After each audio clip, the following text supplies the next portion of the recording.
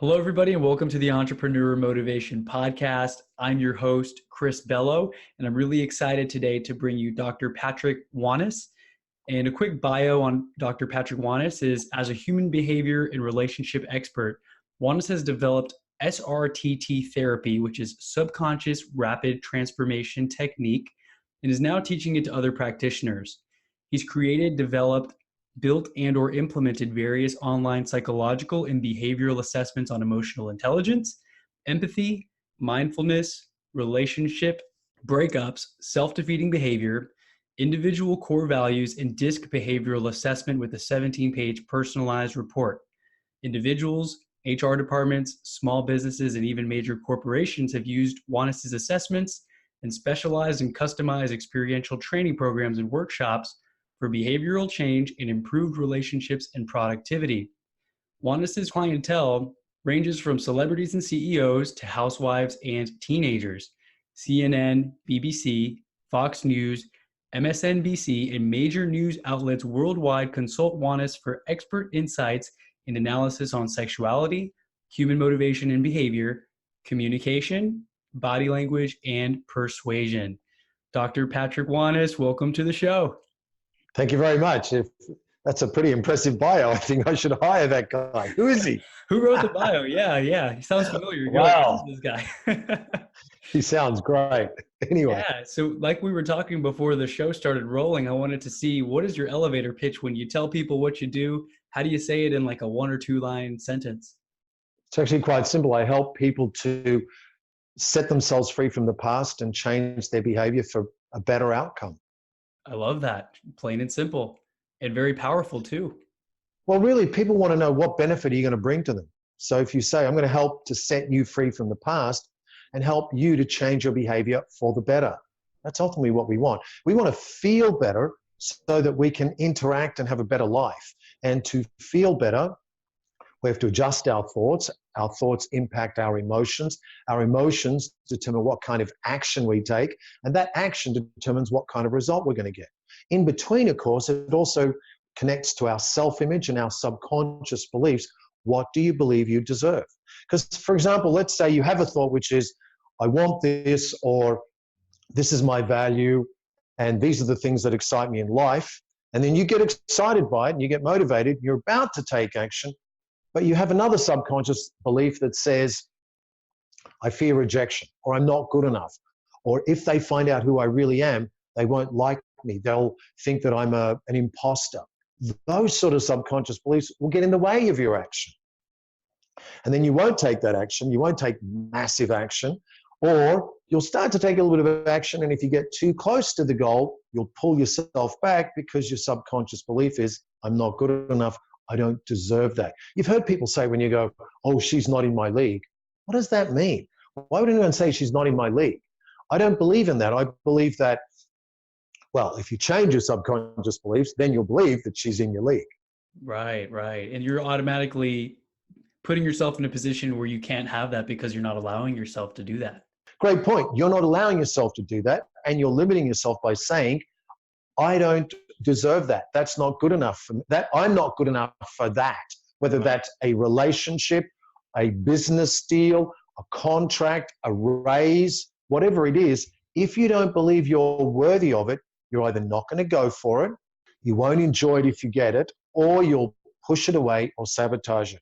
And in fact, many, many years ago, it was like 2006, I coined the term Law of Deservedness as a way to describe this phenomena, because I saw so many people, particularly celebrities, that one after another, they were constantly sabotaging their own success, turning to drugs, turning to alcohol, engaging in all this weird behavior that was ultimately sabotaging their own lives. And I said, why would people do this?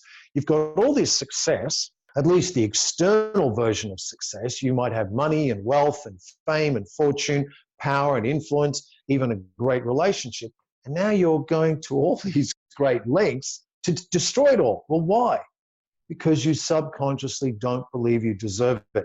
In fact, on my website, I've got an article which is the top 20 characteristics or traits that form the psychological profile of a celebrity. And one of them that I say, which I think is number 2, is the belief, I'm an imposter, I'm not good enough, I don't deserve this success.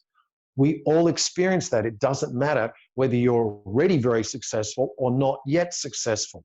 The way you interact with that success, whether you embrace it, whether you enjoy it, or whether you sabotage it, will all be determined by your subconscious beliefs. So, what are some tips that you have on identifying those beliefs? Because sometimes they may just be there and we're not even aware that they're there. Like you said, they're in our subconscious. We're not aware that we're limiting ourselves, and we may have these seeds of doubt in our mind from our childhood or from our family or environment, right? It's actually very easy, much easier to identify than you might at first think. Remember, we gave an example a moment ago. She's out of my league. So look at your language, look at your conscious beliefs. Your conscious, it's not your conscious belief, it's a reflection of your subconscious belief when you say things like, she's not in my league, oh, I would never go for that job, or I'm afraid to go for that job because I don't have enough experience, or here's an example. I don't remember who it was, but a study was done where they put an ad in a paper, which doesn't necessarily apply today, but let's say someone put an ad online and they advertised the same job with the same criteria, one for $60,000, one for $200,000. They got more people applying for the $60,000 position than the $200,000 position, even though it had exactly the same title and criteria. What's the difference? People who were applying didn't believe that they deserved to be paid $200,000. Wow. So they applied for the $60,000. That's a very simple reflection of your subconscious beliefs. Now, here's another way, Chris, to describe it. Just look at your life. Your life is a reflection of your subconscious beliefs. How are you interacting with people? What kind of work are you doing? How much do you ask for when you're applying for a job, or if you're engaging in a contract or offering your services? What is your relationship with the people around you? How do you interact? Your external world is a reflection of your inner world. So if your external world is in a mess, your subconscious beliefs are also in a mess. Absolutely. And I'm a really big fan of that thing that everything is your fault. At least you have to take responsibility, even if it's not directly your fault, because only when you do that, you stop shifting the blame and you accept the responsibility that your life is in your hands and that you can take control of your situation. Yeah, I might not use the word fault because of the association we have with the word. Right. When we use the word fault, we think we're more than to blame. We think we're actually bad. However, your point is exactly, I would agree with your point, and that is, I choose to be responsible for all the outcomes in my life. Even if you're in a car accident, you can't say, I caused that. Maybe it was a drunk driver. And so you're not to blame. It's not your fault. Right. But now you're responsible for what you'll do next. How will you respond to the situation? How will you respond to the challenge? There is a great book, and I forget the author's name, but it's called Extreme Ownership. I think it was a former Marine or former SEAL. Was that Jocko Willink, right? Jocko, yeah. Jocko. He talks about that very point. I don't know if you need a whole book, but the key point is, are you willing to own everything around you? And it's interesting because I was doing a workshop for a corporation recently where a lot of things went wrong, and it would have been easy for me to blame everyone else because they didn't send out the right email, they didn't give out the right information. So a lot of things did not come together the way they should. And I could have easily said during the workshop, this is his fault, this is her fault, this happened, that happened. Instead, at the end of the workshop, I said, I'm going to take full responsibility for this and make sure it never happens again. I'm going to write the email. I'm going to follow up. I'm going to make sure that it goes out to everyone. I'm going to make sure everyone's informed. Mm-hmm. So simply by saying, I'm going to accept responsibility for my outcome, I become empowered. Extremely empowered because you're now in the driver's seat of the next steps. Exactly. I become in the driver's seat. I can change the direction of the car and where we're heading. So I think it's important to take a look at your external world and say, am I constantly in debt? Am I constantly getting into arguments? Am I constantly getting into accidents? Now, this is interesting because as I gave the example of driving and there's a drunk driver and you have an accident. But it's interesting, people who on a regular basis have accidents. Do they have a victim mentality? Are they setting themselves up to have accidents? So we have this other thing called the drama triangle, which is an interesting relational dynamic. You have the victim, the rescuer, the persecutor. Think of this. Who in your life do you know that constantly plays the victim? Constantly tells about, woe is me, pity for me, feel sorry for me, everything's going wrong, everyone picks on me, everything's bad. That's a person who lives in victimhood or the victim mentality. Then if you are a victim, you're going to always attract the person that wants to be a rescuer. And the rescuer is going to say, oh, you poor victim, let me rescue you, let me save you. And both those people will occasionally go into the third part of the triangle, which is to become a persecutor and say, see, my life is bad and it's all because of you. My point is, look at your life and see, are you playing the victim? Because if you're playing a victim, then there's a subconscious belief that connects to your self-image, which says, I am a victim, I'm helpless, I'm powerless. You're always going to be sabotaging the success in your life. Otherwise, you won't be able to live up to the self-image of being a victim. And if you believe that you're a victim, you believe you're helpless, hopeless, and powerless, you're never going to put yourself in a position where you can take control of your life.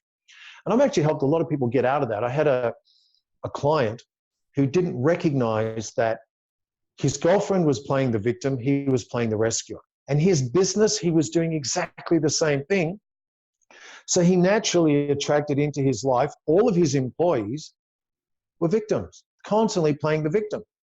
Once he decided to shift the role of being the rescuer and take responsibility for himself and say, I deserve to have equal relationships and partnerships, he let go of his girlfriend. He's now engaged to a girl that's at the same level as him. And what I mean by that is that she doesn't play the victim. And he's now shifted, or probably I think turned over the majority of his employees who are now all independent, self-sufficient, willing to grow, working as team players rather than help me, I'm a victim. So again, look at your life. Look at what's happening in your life. Are you playing the victim? Are you constantly running away from opportunities and responsibilities? Do you hide? Here's a good one. Do you hide and do you put on a mask? Because hiding, isolation, and masking reflect subconscious beliefs of shame. So if I believe that I'm not good enough and I'm carrying around beliefs of guilt or shame, I will hide and I won't reveal my real self. And I'll help you to understand the difference between guilt and shame. Guilt is, I did something bad. Shame is, I am bad. So people who've experienced trauma or sexual abuse or various forms of abuse or neglect or abandonment as children often grow up thinking, there must be something wrong with me because mum and dad didn't do this, or they did this to me, therefore it's my fault, therefore I'm bad.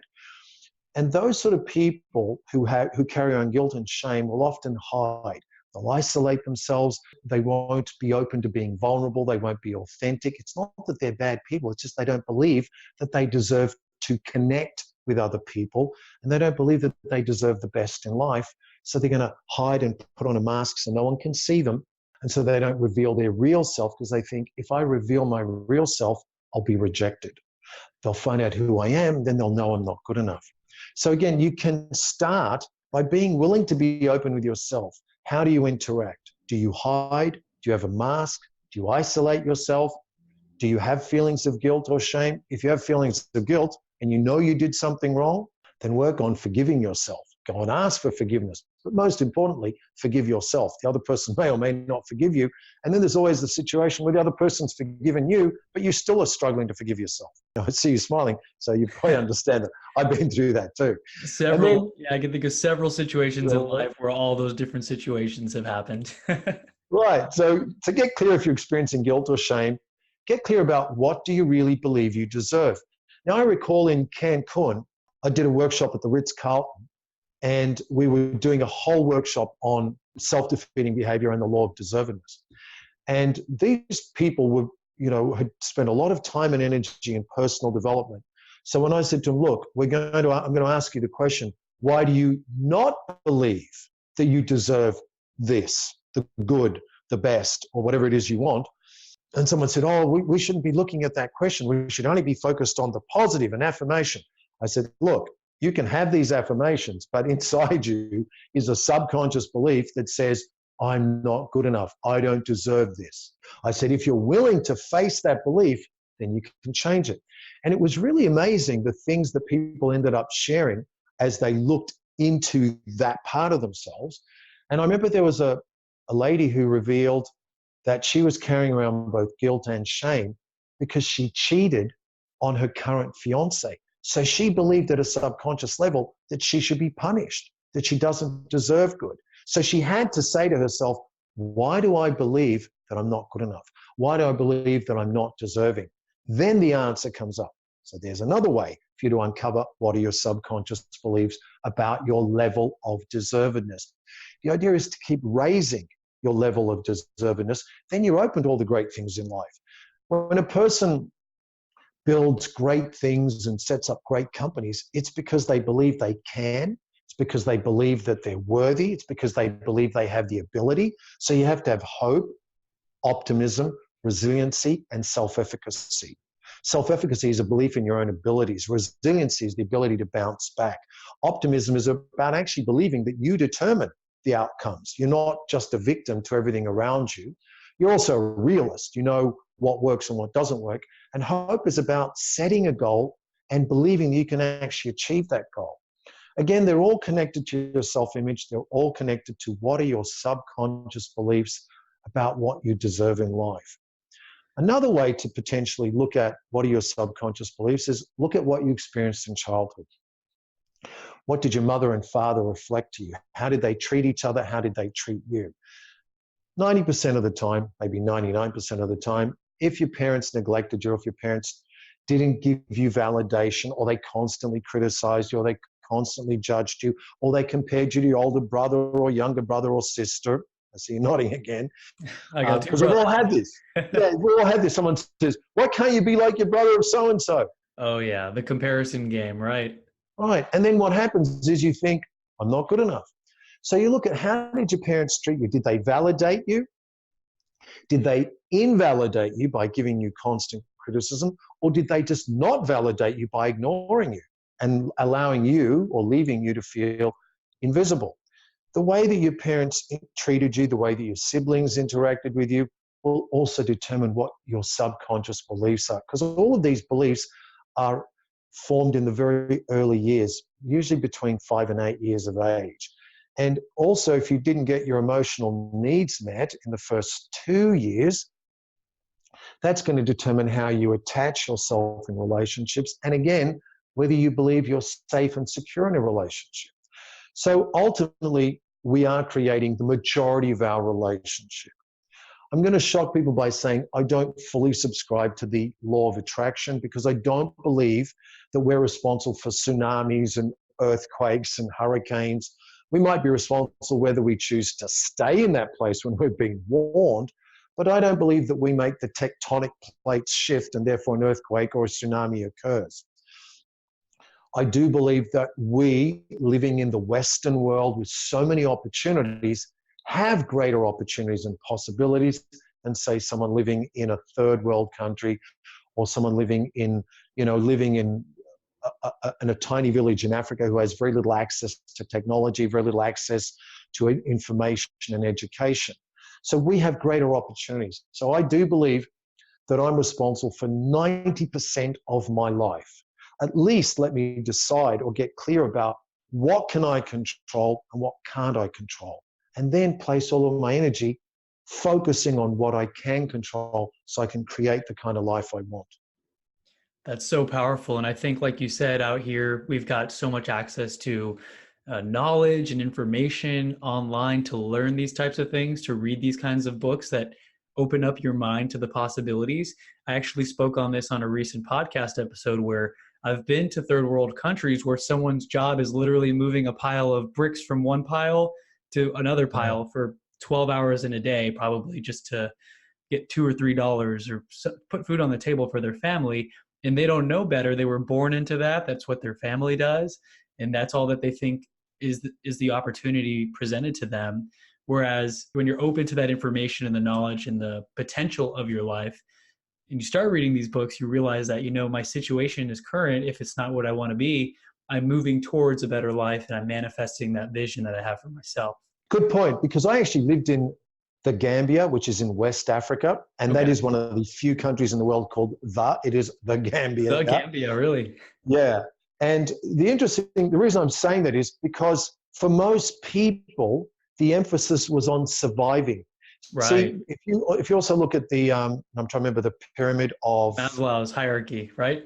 well done. Thank you, Chris, for being my interviewer As today. soon as you said pyramid, I was like, I know the name. Yes. Right.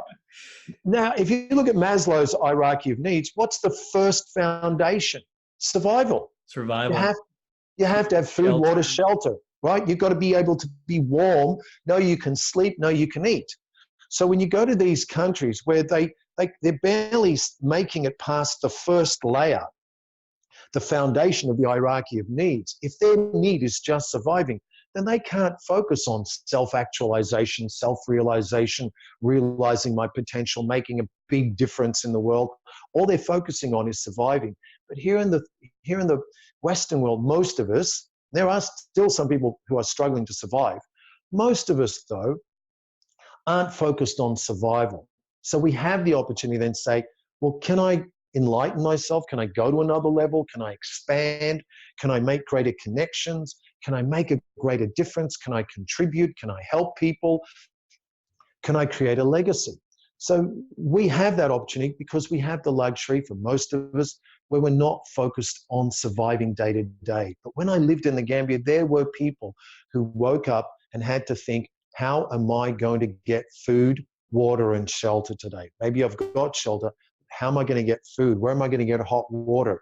And I remember there was some villagers who would walk 20 or 30 minutes to go and get hot water. So they would heat the water up somewhere else. And the girl was carrying the hot water bucket on her head. On her head. The stereotypical image of an African girl or guy carrying something really heavy on her head, his or her head. She did that. She's not going to be focusing on Think and Grow Rich by Napoleon Hill. She's not going to be thinking about the 7 habits of highly effective people. She's thinking, I need to feed my child today. Where am I going to get the food? Where am I going to get the money? Let me share this too as another example. In that culture, it's interesting that they have such a strong sense of community. So if one person is working and they're getting, X amount of money per month, they will go and buy a huge bag of rice and share that with the extended family. So if I'm the person that's working in my family, it's my responsibility to go and take care of my aunt, my uncle, my mother, my father, my brother, my children. So they do take care of each other. And yet again, it comes back to the same point. The focus is on surviving versus becoming more enlightened, getting higher up in that hierarchy of needs. That's incredible. And we often take things for granted at times where we don't have to go out into the savannah and hunt for our food. I can just walk to the pantry and all those basic needs are met when food, shelter is provided to you. Then you can start your day off with a cup of coffee and reading 20 pages of an enlightening book, right? So that's incredible. Or do what one of your other guests said in one of your earlier podcasts, which is express gratitude. Yes. I've taught this. It's been scientifically researched. It's been scientifically proven. Make a big difference in the way you feel, the way you interact, and your ultimate success by focusing on gratitude for what you have, for who you are, what you have, what you do. And then you'll see that more things will come to you because you're shifting your mental state or your mindset.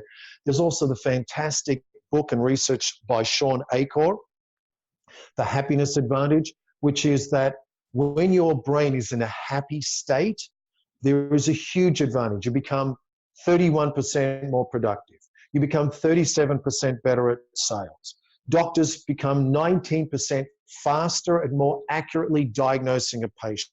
Wow. Your peripheral line of vision expands. You become better at creativity, better at problem solving, better at retrieving information and memory. All of this is based on the happy brain state, known as the happiness advantage. And one of the ways that he says on a daily basis to become happy, as soon as you open your inbox, less than 2 sentences or less, send an email to anyone that you work with or in your social circle to say thank you, to acknowledge, to recognize, or express appreciation or gratitude. All the same thing comes under gratitude. Thankfulness is gratitude.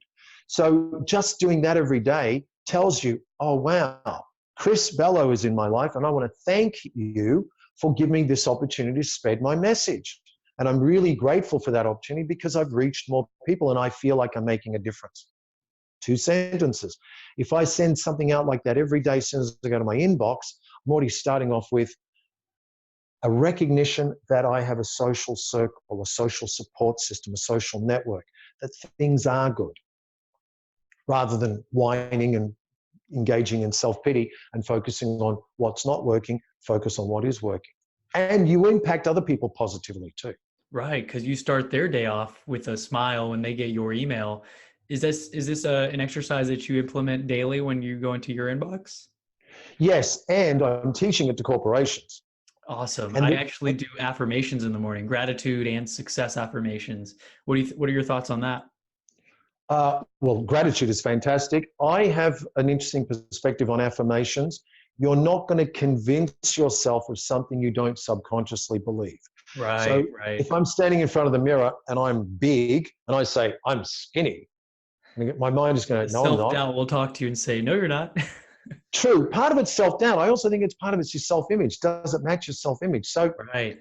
the challenge with affirmations is that you're trying to change a deep belief. So if you want to change a deep subconscious belief, we've been talking about law of deservedness and the level of deservedness. Let's say you've uncovered that you're carrying a lot of shame or you feel guilty. You're not going to overcome that by saying, I have no shame. I feel good. I feel good. You will for 5 minutes, but then when you're asleep at night, your subconscious beliefs will come to the fore, will come to the top or surface, and you'll have all these dreams where you feel guilty and bad. Hmm. Your subconscious beliefs were formed by one of 4 ways. This is how children learn. They watch and they copy, but that's usually done over repetition. They listen and they believe what they hear or what's told about them. Third, they have an individual experience and they make an inaccurate interpretation, such as, I was sexually abused, therefore it must be my fault, therefore I must be bad, therefore there's something wrong with me, therefore I'm not lovable or good enough. And the fourth way that children learn is they absorb the emotions, particularly the dominant emotions of the people in the household and sometimes even at school. So if you're constantly exposed to, say, chaos or anger, your life is going to be full of chaos and anger. If you're constantly exposed to your mum or dad being anxious, hypochondriac, you're going to have those same sort of symptoms. You're not going to change them by just repeating every day in front of a mirror or on a piece of paper, I'm calm, I'm collected, I'm confident. You have to get to the root cause of the subconscious belief. So rather than just affirming something which you don't subconsciously believe, uncover the subconscious belief and find out what's the root cause. Maybe I experienced abuse or I experienced trauma, or maybe I constantly heard my mother tell me, you're an idiot, you're not good enough. Then you want to work on the subconscious mind to change those beliefs. And that can be done very quickly. That's the process that I use or do, which I created. It happened organically. I developed it over many years, and I call it subconscious rapid transformation technique or therapy. And what I basically do is, let's say we uncover that you've got a feeling of shame because of something that was done to you as a child. Well, without hypnotizing you, I just get you to close your eyes and say, can you see that little child, Chris? Where is he? Oh, he's in the room and he's standing there and he's facing the wall, or he's looking out the window. And I say, why is he looking out the window? Well, because he's feeling lonely and isolated. Then I say, can you imagine going up to him? And we proceed to connect and interact with that child. And what we're doing is we're interacting with the symbol that represents the subconscious belief and the trapped emotion. So what I said a moment ago about changing beliefs with affirmations, there has to be a lot of emotion connected. A lot of the subconscious beliefs were formed during moments of intense emotion. So you want to uncover what's the emotion connected with that belief.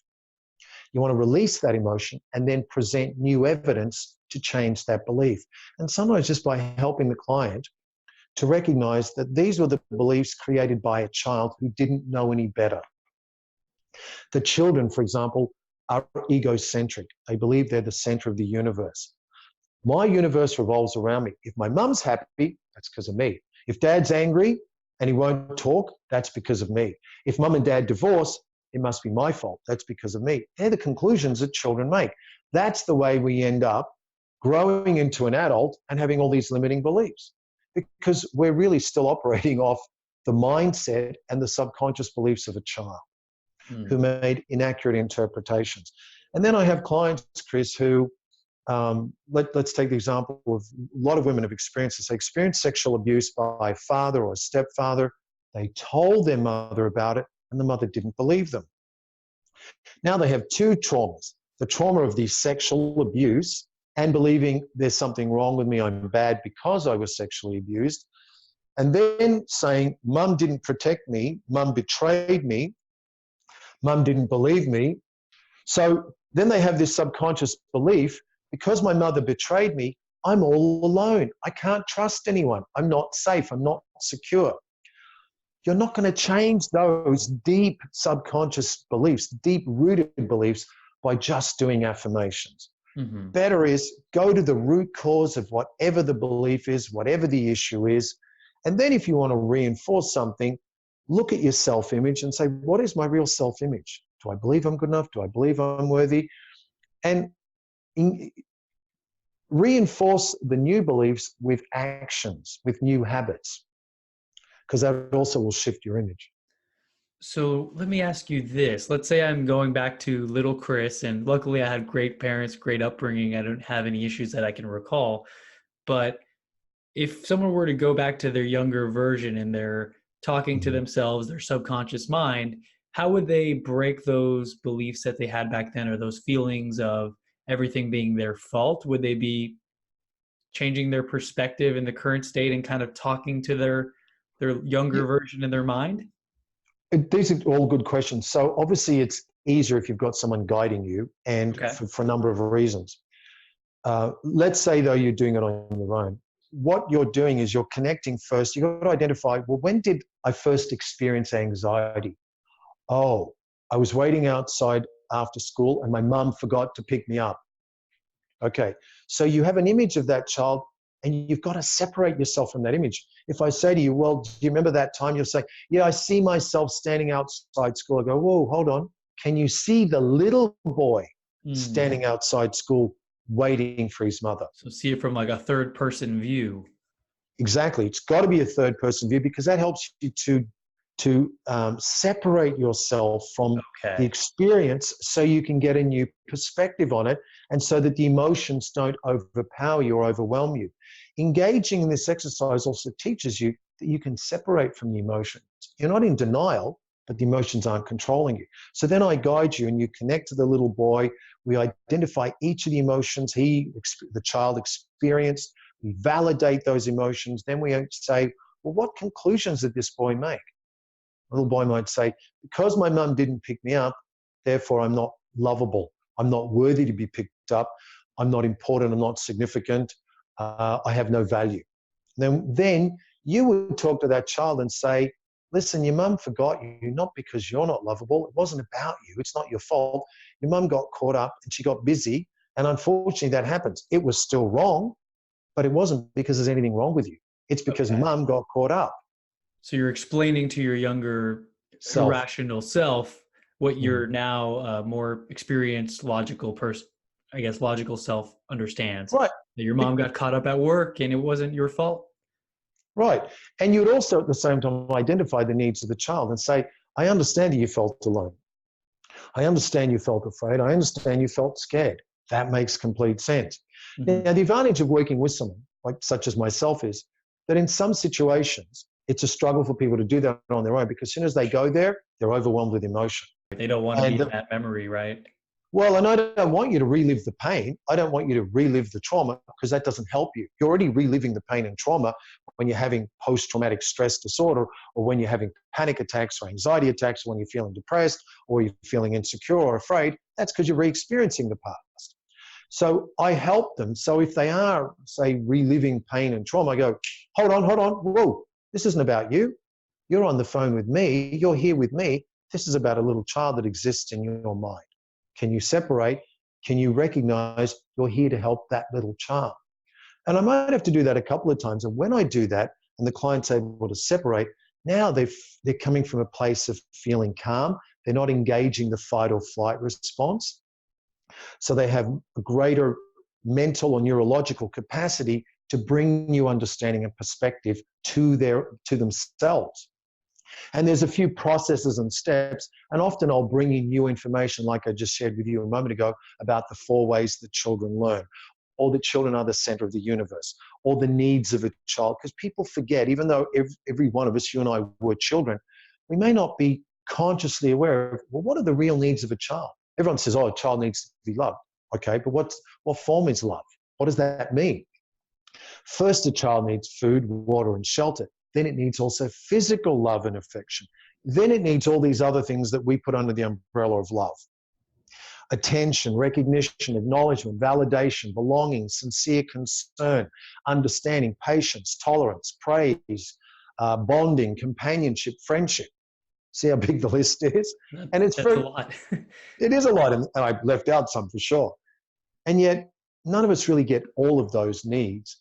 So having someone to guide you who can help you to separate, help you to identify what the emotions were, give you a process to let go of those painful emotions. And then someone who can give you insights to shift the belief. Because sometimes there's a struggle when I say, is little Chris willing to let go of that old fear? And it's interesting because the client will say to me, no. And I'll say, why not? And they'll say, because that's all he knows. That's all he's known his whole life.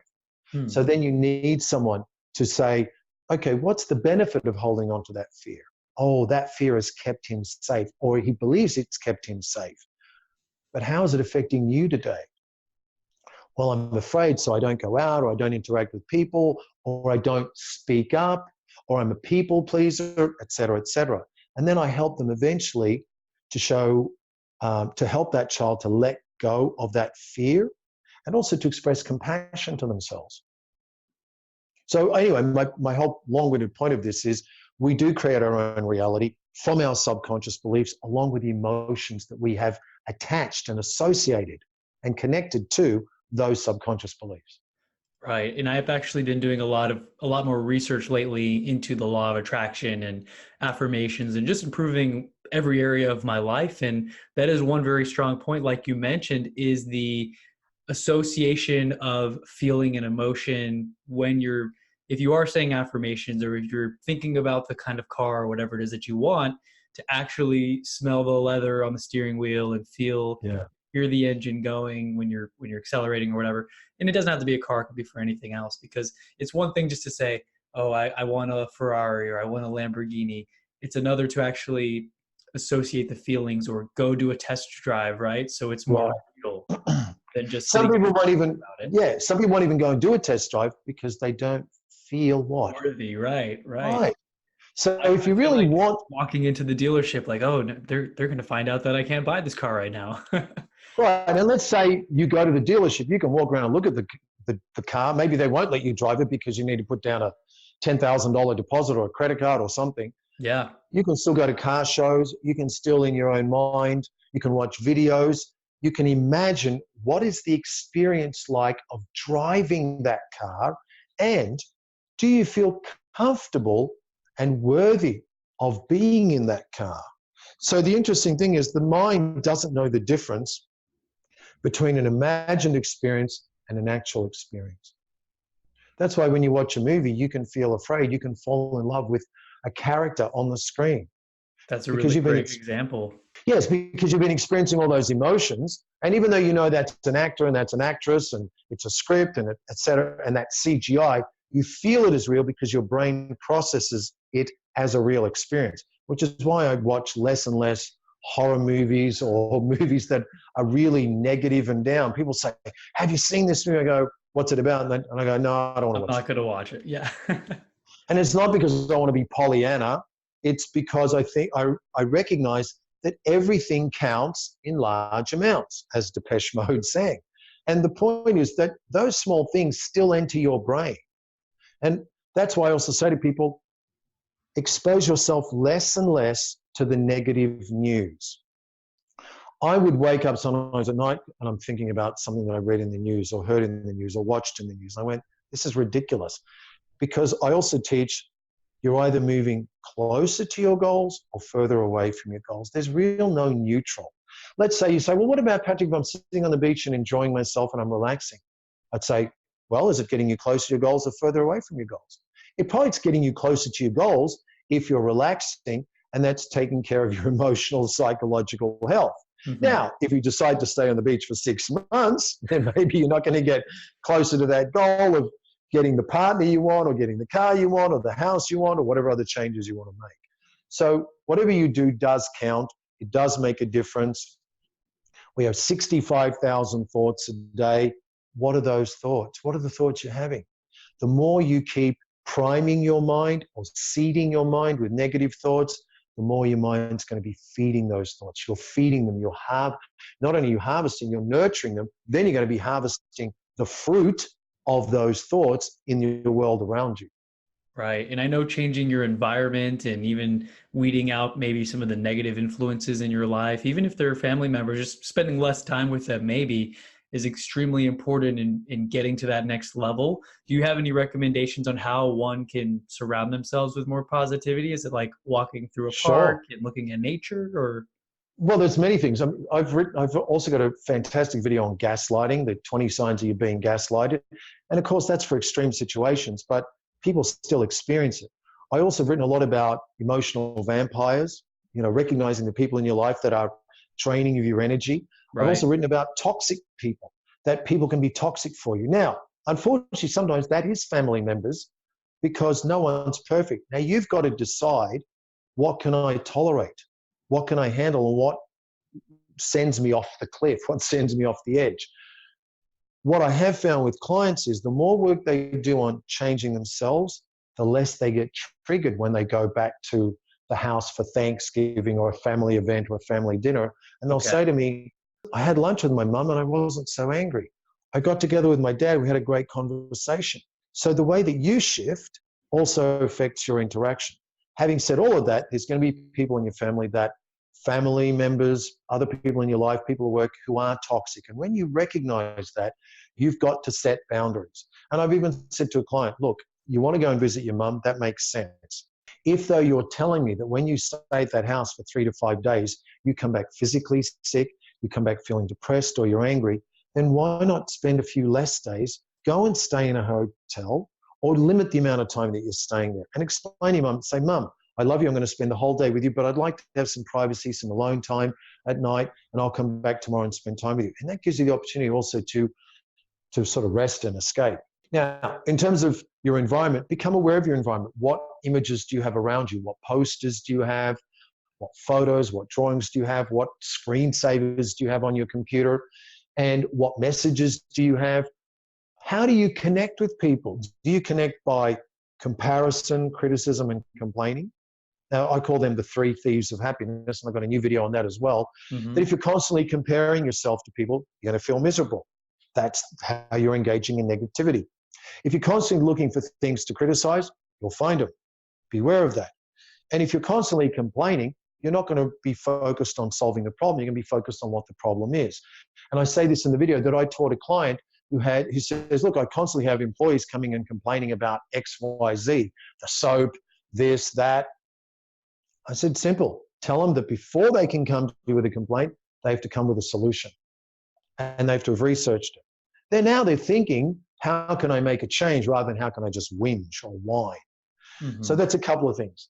I'm sure that solves the problems too half the time, right? The problems probably go away when they actually think of the solution.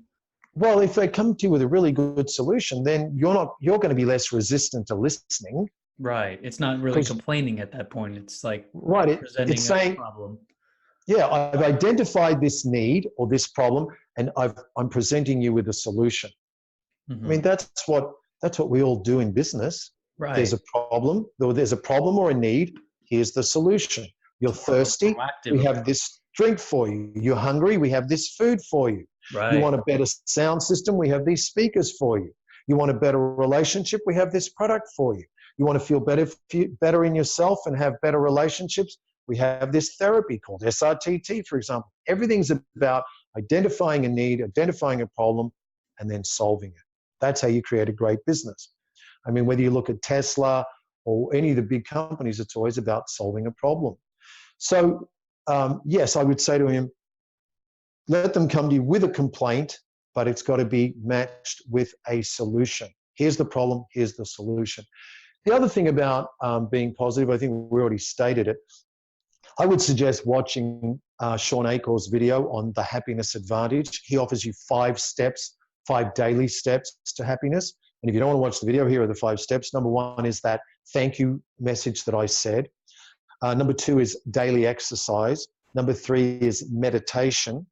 Number 4 is recalling a great experience that you had the day before. And this is a really good one, because if you're just spending, say, 60 seconds thinking about a success you had, you're priming your mind again for success. So these are some things that you can do on a daily basis. Now I'm trying to remember what number 5 is. Now you got to go watch the video. But the point is, there are things you can do on a regular basis that change your mind and put you in a happy brain state. Yes, go spend some time in nature. Also reward yourself when you do good things. If you want to change bad habits, stop focusing on the habit, focus on what cues the bad habit, and offer yourself a reward for the new habit. So if you say, instead of smoking a cigarette, I'm going to go for a walk, then I'll give myself a reward at the end of it. I'll have a bar of chocolate. Maybe not a whole bar, I'll have a couple of pieces of chocolate, but something that offers you a reward. So you go, now I have motivation to go and walk instead of smoking. What was my cue for smoking? I'd get stressed out. All right, instead of taking a 10-minute break to smoke, I'll take a 10-minute break to walk, and then I'll go have a piece of chocolate or something else that's my favorite, something that tells me there's a reward for this behavior. And now as I'm engaging in the walk, I'm also focused on the reward, which triggers my endorphins, my dopamine. I do the same thing because I do yoga every day, and some days, and I do it for sunrise. So I go, oh, I'm really tired. Do I want to get up? And I have to say, I know what my cue is. I'm tired, so I don't want to get up. So I have to focus on how will I feel at the end of yoga. So instead of thinking, well, at the end of yoga, I'm going to have a great smoothie or a great protein shake, whatever, I think, how will I feel at the end of the yoga? I go, I know I'll feel better.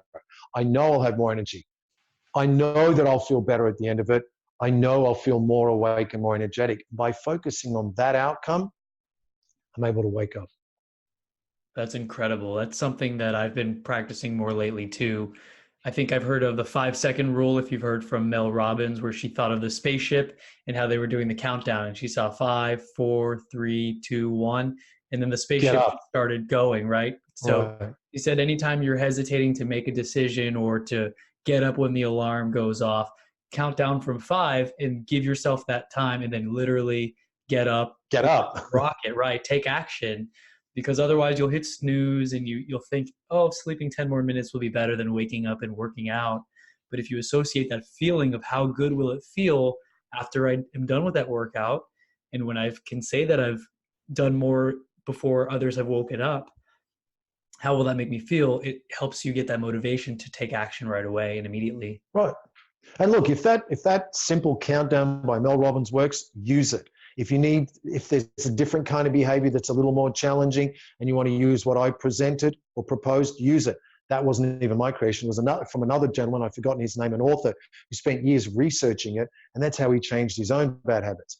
And it's not about breaking bad habits, it's about replacing them with a positive habit, with a conscious habit rather than an automatic habit, because the habit is something that we don't think about anymore. You know how to tie your shoelaces, you don't think about it. That's an actual habit. You just look at your shoes, you go, cue, shoes need tying. For the laces, I tie them up. You don't think about it. You can do it while you can almost do it while doing something else. Mm-hmm. And I think I remember hearing it takes 60 days or something to get a new habit in place. It's hard at first, right? It is challenging at first. There's many different theories. I don't know which one's accurate. So I remember it was various teachers who would say 21 days. This gentleman that I was talking about, and I'll see if I can come up with the name of the book, but I think it was called The Positive Factor, but it was about changing habits. He says 45 days. 45. The point is just 45. The point is keep practicing and practicing and practicing, because repetition is the mother of all learning. If you keep practicing, then your brain will do it automatically. That's what a habit is. It's when you are on autopilot. I just naturally go to the fridge and reach for ice cream, cake, beer, alcohol, whatever it is, because I've programmed myself to do it on the cue of I'm thirsty, I go for the beer instead of I go for the water. It's become a habit. Or I'm feeling down, cue, that's the cue. I go for the glass of wine or the beer or something else. So he says it takes 45 days, or keep doing it for 45 days. And it's incredible to see once you start doing a new habit. At first, when it's difficult and you're actually looking at a checklist to make sure you do it. I actually have been implementing The Miracle Morning by Hal Elrod. I read the book. I haven't missed a single day at all this year. What's the Miracle Morning? I don't know that one. The Miracle Morning, he talks about the savers method. It's very similar to what you were talking about. The first S is silence. So you do 5 minutes of silence. I do gratitude. The A is for affirmations, 5 minutes of affirmations. The V in savers is for visualization. The E is for exercise, in which case he recommends at least 20 minutes of exercise. And you can flex it as you need to. Sometimes I'll go to the gym and do an hour, for example, or an hour of yoga. And then the R is for reading, 20 minutes. Right. And the final S is for scribing, which is just so that he could fit the acronym SAVERS. Okay. Basically, that's journaling, talking about something maybe the previous day that you're grateful for, and getting those emotions of gratitude down on paper. Right. And ultimately, you notice that every model that everyone presents is very similar. It's about expressing gratitude. It's about starting the morning with a conscious effort, starting the day with a conscious effort. With Sean Acor, it's about gratitude, via an email. It's about exercise. It's about meditation. It's about deep breathing. Mm-hmm. And then finally, it's, and then the fifth, now I remember the fourth and I forgot the fifth. And the other one is about, so we got I'll have to look up the video and link it up. Yeah. Well, I should be able to remember this. Thankfulness, exercise, meditation, breathing, and remembering a success from the past 24 hours. Ah, okay. That's powerful. There it is. Finally, I got it. I'm going to have to watch the video again myself. And it's a great video, actually, because he actually puts you in a happy brain state with these funny stories. Mm-hmm. I like his video a lot. I love that last one too, because when you remember a success, it kind of validates and says, yes, I am capable of this. Look what I've accomplished. So anytime you're having doubt of whether you're the right person for a job or for a task, that gives you the validation that you need to say, yes, I am the right person and I'm capable. Yes. And I do this with many corporations. I'll start off a workshop by getting everyone together in a big circle. And I'll say, share with me one success for which you feel proud and tell me why. And as we go around the room, everyone tells you something that no one else knew about them. And you learn a lot about what are their intrinsic values and their motivators. And you have an appreciation for them too. But each person, as they're sharing it, brings up those positive feelings and reinforces a belief in themselves. And then everyone just gets started off with a really good feeling about themselves and the possibilities, right? Yeah, that's exactly what I do. I get them at the end of each sharing. Obviously, the group applauds, and that makes you feel good. It makes you feel validated, and you're also reinforcing your belief in your own capabilities, i.e. self-efficacy. Right. Well, hey, I know we're a little bit past the hour here, and I want to respect your time. Was there anything else that you wanted to give to our audience before I let them know where they can reach you? Just to say thank you, Chris, for giving me this opportunity, sincerely, for sharing my message and giving me a chance to share some of my knowledge and wisdom and insights. I hope it's beneficial. And absolutely. Remember, your beliefs are beliefs that you can change. And whatever you've experienced, you can release the pain, you can let go of all of those emotions and suffering, and you can actually change the beliefs so that the beliefs support you. I love that. That's such a powerful message. And where can our audience go to learn more about you, to connect with you, to reach out to you? The website is patrickwanis.com. And from there, you'll find everything. Okay, perfect. Social media and everything else. I actually did some digging around in your site. You've got a lot of great content, some videos on YouTube as well. Definitely worth checking out. I've got like 1,200 articles that I've written on my website. Wow. Since like 2004. So I write an article every Wednesday. I just put out, and although today's Thursday, I just put out today's newsletter, or this week's newsletter, which is actually every week. Yeah. Incredible. I missed 3 or 4 in like 12 years or 15 years. That's a really good track record. So far, I've kept up my record for about 1.5 years, every Monday releasing a new podcast episode. There's been a few weeks where I'm like, It's late. I don't want to make this episode, but it can be difficult sometimes managing the crazy things life throws at you. Sure, sure. Well, thank you again, Chris. Thank you, Dr. Wanis, and it's been amazing having you on the show. I feel enlightened and empowered after that, and I know our audience will as well. If anybody has any questions or comments or concerns, feel free to reach out to me, or you can also connect at patrickwanis.com. I'll put all the links in the show notes, and I'd also love to have you back on the show in the future if you'd Sure. like to talk about another topic or Thank you. dive into something in more detail. Sure. Thank you very much for the opportunity. Thank you so much, and have a great rest of your day.